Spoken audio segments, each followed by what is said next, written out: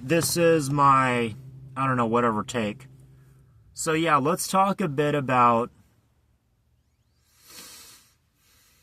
what I talked about earlier in regards to keeping things simple, particularly when you're trying to manifest. Now, I'm going to use astrology as an analogy, and it can very well apply if, say, you want to use like planetary magic, so to say. But it kind of goes in such as using archetypes. So you can think of the planets and the signs as archetypes. Aries is the warrior archetype. Taurus is the bull archetype. It has to do with luxury, fine art, dealing with the senses. So, luxury, beauty, enjoyment, pleasure, those sort of things. Gemini or Gemini, however you want to pronounce it, has to do with fine details, being intellectual. And then, Cancer has to do with home, the mother, and by extension, fertility. You could even say like water in general, things that equate with water, the element of water. So, the emotions, love, the home, wanting to be at home, wanting safety and security, so on and so forth. The list goes on. And then you got the planets. The planets sort of, I guess you could say, are kind of like an unfiltered archetype. So you can think of Jupiter as just being like endless expansion. Just kind of this endless expansiveness. Which would relate to Pisces. Because Pisces is, has to do with the sea. It has to do with Neptune or Poseidon, the god of the sea. Is just endless, deep. Goes on, seemingly just goes on forever. There's no boundaries in the water. It's just kind of all one big ocean where everything just kind of mixes together. And then you have, what else? You have, Mars and Venus, right? Masculine and feminine. Man and woman, love and lust, beauty and strength. The list goes on. And Venus kind of relates with Pisces and Taurus because of fine arts and all that. So, yeah, there you go. All right, so now we'll think of that in terms of manifestation. So if you say, write an affirmation, or if you do planetary magic, this is going to be more obvious. It's kind of just out there. Whereas if, say, you're trying to do a manifestation, let's say you want to just manifest money. So you say, I have $1 million. I have $1 billion. I have all the money that I ever need in the world to make me happy and to have a luxurious lifestyle, yada, yada, yada. Or we'll just keep it simple. We'll just say, I have money, or I am wealthy. So that would be essentially kind of like the unfiltered, pure Taurus energy. Now, if you want to say, I have money in order to make other people jealous, or you say, people are jealous of my wealth, or people are jealous of my beauty. So instead of saying, I am beautiful, or I am wealthy, you're now going to say the you would say the affirmation, if you had the affirmation, people are jealous of my beauty, people are jealous of my money. That kind of opens up a can of worms because, for one, you're using opposing archetypes. Jealousy, envy in hidden enemies, because I'd assume that if someone's jealous of you for your money, they're probably not going to want to be too open about it.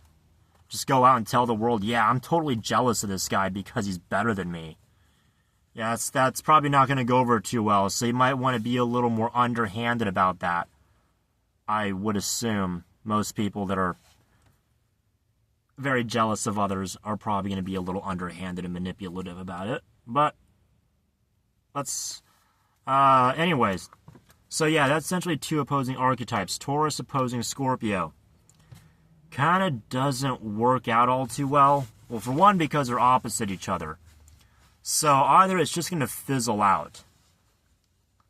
Either, it's probably just going to fizzle out and not really get you anywhere. Or you're essentially going to have one overlapping the other. An example of how this could play out is you are really beautiful and you think people are jealous of you because you're good looking or because you're rich, but they're actually not.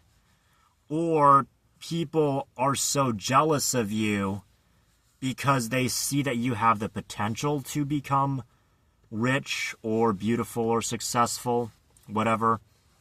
Like they see that, you're kind of moving in a certain direction and, you're going to be that, eventually your efforts will come to fruition.